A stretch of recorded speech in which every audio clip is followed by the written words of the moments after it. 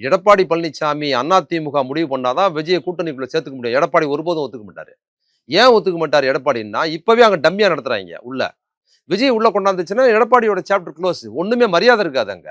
இன்னொன்னு பாதி சீட்டு இப்ப சொல்றாங்கல்ல 90 சீட்டு கேட்டாங்க. அப்புறம் 2.5 வருஷம் முதலமைச்சரா இருக்கணும்னு அவங்க டிமாண்ட் பண்ணல. இவங்க கேட்டிருப்பாங்க.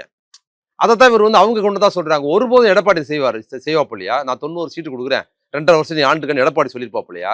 இவங்க இந்த டிமாண்டோட நாங்க வர்றதா இருந்தா எங்களுக்கு நீங்க 90 சீட்டு குடுங்க. 2.5 வருஷம் நாங்க ஆண்டுகிறோம் அந்த நாட்ட அப்படின்னு கேட்டிருப்பாங்க. மரியாதையா ஓடி போயிட்டு இருப்பாப்புல எடப்பாடி பழனிசாமி. அதத்தான் இங்க பிளேட்ட திருப்பி போட்டு பேசுறாங்க. இதுதான் இபிஎஸ். அதனால பாஜக கூட்டணியில போய் 90 சீட்டு 2.5 வருஷம் முதலமைச்சர்ன்னு போய் விஜய் கேட்டா ஒண்ணு குடுப்பாரு எடப்பாடி பழனிசாமி. எடப்பாடி காட்டிலும் விஜய்க்கு பயம் இல்ல. சிபிஐ என்கொயரி முடிச்சுட்டு அலுவலகத்திலிருந்து வெளியில வரும்போதே கை அசைச்சிட்டு வராரு. சிரித்த முகத்தோடு வெளியில வராரு. அப்ப உள்ள அவருக்கு சாப்பாடு சாப்பிட்டு தூங்கிட்டு வர்றாரு போல தெரியுது. என்ன அப்போ ஒரு பயமும் இல்லைன்னா ஒரு குற்றவாளியா போயிருக்கிறாரு. அவர்தான் பிரதான குற்றம் சுமத்தப்பட்டவர். 41 பேர் இறந்ததுக்கு. எந்த பயம் இல்லாம வெறி விளையாடுனா இவனை சும்மா நாடகம் நடிக்கிறாங்களே இவங்க அப்ப கூப்பிட்டு. அப்ப என்ன நடக்குது? போயிட்டு உட்காந்துட்டு இப்போ ரூம் போடுற செலவு மிச்சம் போல இருக்கு. காலைல வரைக்கும் சாயங்காலம் வரைக்கும் தங்கிட்டு வந்துருவாங்கன்னா எந்த பயம் இல்லை, எந்த மிரட்டலும் இல்லைன்னா அப்ப எதுக்கு விசாரணைங்கிறேன்? என்னதான் கேட்டாங்கன்னா அப்புறம் ஜாலியா இருக்கிறாருன்னா எங்களுக்கு ஒன்றும் இல்லைன்னா சிபிஐ வந்து பாஜக இவரை ஒரு பக்குவமா பயன்படுத்துது. இந்த எலெக்ஷன்ல எதையாவது ஒரு மூவ் பண்ணலாம்னு பாக்குறாங்க. இப்ப வந்து இப்ப சம்பந்தமே இல்லாம அவரை கூப்பிட்டுருக்காங்க.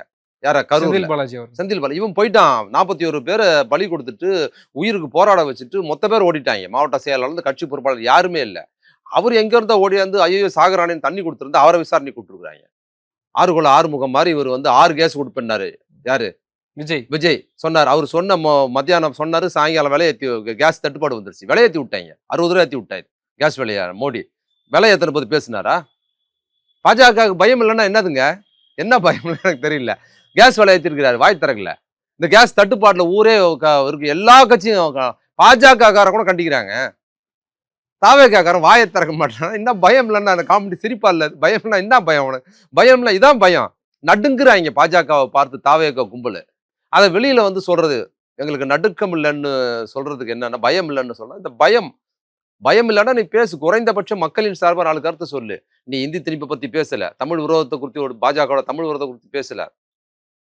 பள்ளிக்கூடங்களுக்கு காசு கொடுக்கலங்கிறத பேசல. தமிழ்நாட்டுக்கு எதிராக தொடர்ந்து தமிழ் மக்களுக்கு எதிராக பாஜக அரசு சதி செய்து அது குறித்து நீ எதுவும் பேசல. கவர்னரை விட்டு இங்க மிக நாசம் பண்ணது தமிழ்நாட்டை அதை பத்தி நீ ஒன்றும் பேசல.